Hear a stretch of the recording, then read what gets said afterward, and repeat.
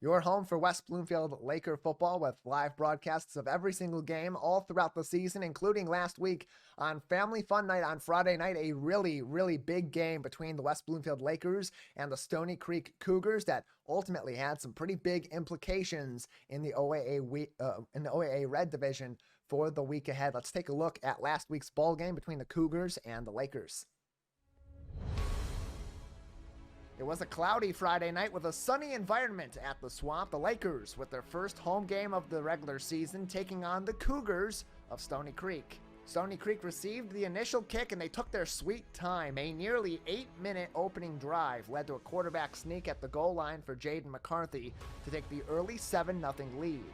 That didn't last long, 41 seconds in fact, as the first Laker offensive play saw Rick Nance go yard to Elijah Durham. Lakers tie it up at 7.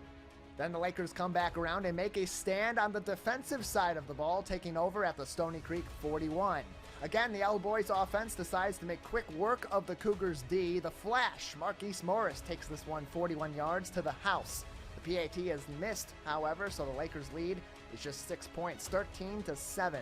Then a line drive kickoff spells trouble for the Cougars. They muff the scoop up, and Brody Pecor puts the Lakers offense in close range of pay dirt once again. This time the attack comes from the ground. Cameron Flowers gets his third touchdown in just 2 games. Lakers go up 20-7.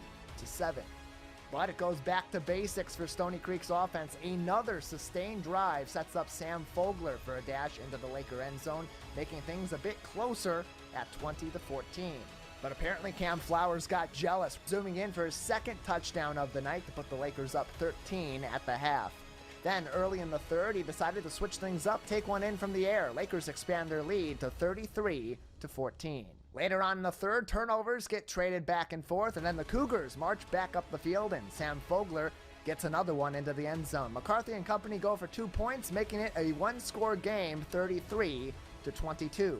On the ensuing kickoff, chaos erupts as Stoney Creek finally converts on an onside kick attempt, recovering the football in excellent territory, and it pays off. Adam Bazley hauls one in to make it a 5-point game. Then, Stoney Creek again goes for 2, 33-30 after the conversion.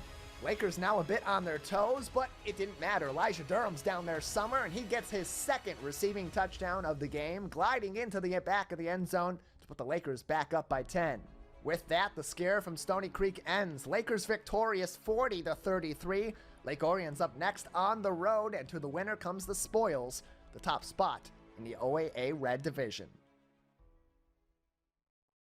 Yeah, a big game for the Lakers on Friday night, a back-and-forth matchup that saw the defense really get challenged by an offense that runs a variation of running and passing, of fast pace and slow pace. And now Matt Catoni, our color commentator for West Bloomfield Laker football and Civic Center TV sports reporter, joins us to discuss the matchup. Matt, it was a really interesting game between the Lakers, who are perennially considered to be the power of the OAA Red Division, or amongst the top of this division, and a team that's continued to kind of go back and forth between being middle of the road and contending in the OAA Red Division after years of dominating in the white in Stoney Creek. Both these teams showing their strengths, particularly on the offensive side of the ball on Friday. Yeah, it was really an interesting game to watch, Tyler. During our broadcast on Friday, we noted how Stoney Creek is really trying to establish themselves as a member of the OAA Red, and really what we expected was them to come out and punch the Lakers in the mouth. And that's exactly what we saw them do on offense. They really played a physical brand of football, especially their quarterback, Jaden McCarthy, who I was really impressed with his running ability. But ultimately, the Lakers defense came up in really timely possessions to get this win, and I was really impressed with that by the defense. Yeah, the defense had a tough game against a rushing matchup that featured some very big backs in Kyle Parks and Sam Fogler, and even a lot of rushing from the quarterback, Jaden McCarthy, causing some issues in the trenches for the Lakers, with that offensive line for Stoney Creek doing an incredible job of going toe-to-toe with that defensive line and really making that matchup be about the Lakers Jimmies and Joes versus the Stoney Creek Jimmies and Joes at the second level at the linebacker position. For West Bloomfield, a completely different story. It was an air raid again with Elijah Durham, his second 100-plus receiving yard game and 2 touchdowns in the air. Cam Flowers, after having 2 rushing touchdowns against Groves, also had two receiving touchdowns in this game. And Marquise Morris getting back on the board as well, showing that this team can really move the football down the field quickly in the air with their wide receivers, with their speed, and with their hands ability being as excellent as we've seen on display, especially over these last couple of weeks. Yeah, the Lakers have a lot of talent and speed at the wide receiver position, and quarterback Rick Nance has really done a very good job of taking advantage of that, really not showing any fear or hesitation whatsoever to dial up the deep ball. So far, his chemistry with Elijah Durham has been phenomenal to watch. It's really been something I'm interested to watch how it develops throughout the season to really see how much more like Elijah Durham can really establish himself as one of the top threats in the OAA Red. But really, the Lakers' run game has been just as impressive. Josh Tate's been impressive, not just as a runner, but a blocker as well. But really, I've been impressed by Cam Flowers' running ability more than anyone out of the receiver position because he really runs with a different type of physicality at that position. Yeah, the physicality with his rushing game is impressive, especially given that he's so speedy, also a track star in the spring season, the 4x100 and other events. And last Friday night, 3 targets, 2 receptions. One of those was a 33-yard touchdown, and then averaging 28 yards per catch on Friday night. Similar average for Elijah Durham with 33, and Marquise Morris just 2 targets, but 1 reception for 41 yards that ultimately brought him into the end zone. And you mentioned the rushing game too, because it doesn't get the appreciation it probably deserves because so many of those offensive yards, 210 of those, in fact, of the 303 offensive yards on Friday night coming in the air for West Bloomfield. But Nigel Dunton, 48 yards on the ground. Josh Tate, 25 yards on the ground. And really, it's those average yards per carry that are important here, setting up that wide receiving game with Dunton averaging 9.6 on Friday night and Tate 4.17. That running game continues to develop week by week. A strong week 2 against Groves, and last week even against a very stout defensive front were able to show their abilities in the run game too. Yeah, after struggling to really run the ball in Chippewa week 1, we've seen the Lakers come back these past 2 weeks and in the second half really run the ball tremendously as they've tried to protect leads late in the game. And it's what's really been most impressive about this Lakers run game really goes back to something that Coach Hilbert said earlier in this offseason at the OAA Media Day, that really they're going to try and get their best skill position and their best players the ball as much as possible. And you've really seen that evident in the run game. If they've really shaken it up a lot of the times of who gets carries, whether it's Cameron Flowers, whether it's Nigel Dunton, or whether it's Josh Tate, or even Rick Nance getting some carries in at quarterback.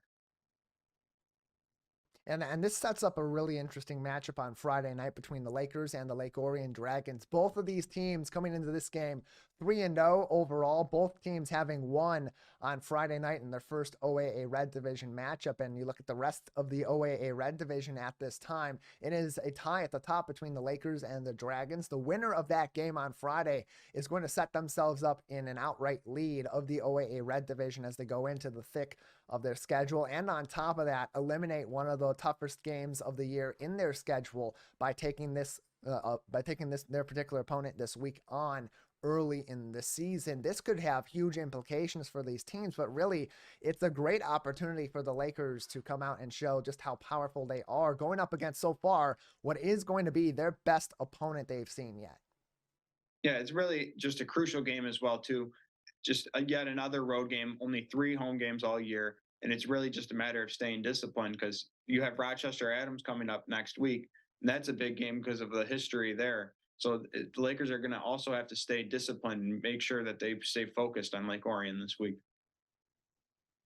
Yeah, I talked to Sammy Termina from Orion Neighborhood Television. He does the OAA Now podcast about OAA sports all throughout the year, and really pointing out that Billy Roberson and others on that team in the running game and across that offense are just as powerful as West Bloomfield has been. They've had a really nice season at Lake Orion so far, and he and I really agreed on one thing. This has that 2019 multi-overtime, multi-day game vibe to it all over again. A classic from a few years ago at Lake Orion High School, with West Bloomfield and Lake Orion both being very good in that season. And I know two head coaches that have a variety of different experience. Zach Hilber, 17 years as an assistant, now in his first season, has won his first 3 games. And Chris Bell, who is back in his second season at the helm in his second tenure at Lake Orion, a legendary football coach there, their athletic director, multiple championships under his belt, both in the OAA and at the statewide level too. So this is a really interesting matchup coming up on Friday night. One final story before we'll let you go, Matt. Today, over the weekend, we saw one of our stars from the West Bloomfield football team, someone who had a really big game on Friday night, in Brandon Davis Swain. A couple of quarterback pressures, including a sack against Stoney Creek, visited Coach Prime and Colorado over the weekend for their rivalry matchup against Nebraska. And this seems to be a sign that that commitment seems to be very secure. There's been a lot of rumors swirling around that Michigan's still really highly pursuing Brandon Davis Swain. There's a chance of a flip there. Some in the recruiting space still predicting that ultimately he may end up in Ann Arbor. But considering the way Colorado is playing, that environment, seeing that game against Nebraska over the weekend, really seems to be that commitment is very secure at this time. Yeah, really, Colorado's performing tremendously right now, and I really, like you said, that just feeds into it entirely. They already had good momentum heading into the season with Brandon Davis Swain's recruitment, and really Michigan was playing catch up in that regard. But if they're able to maintain this level of success, I really just don't see Brandon Davis Swain decommitting there. Yeah, Coach Prime really doing a quick change of the culture in Colorado, flipping that roster over one offseason, and they're already off to a very hot start with big wins over TCU, and last weekend in a renewed rivalry game against Nebraska on their home turf, rushing the field as the tradition shows after that victory on Saturday. Matt, we'll see you on Friday night for our big game between the Lakers and the Lake Orion Dragons. Thank you for joining us today. Thank you for having me.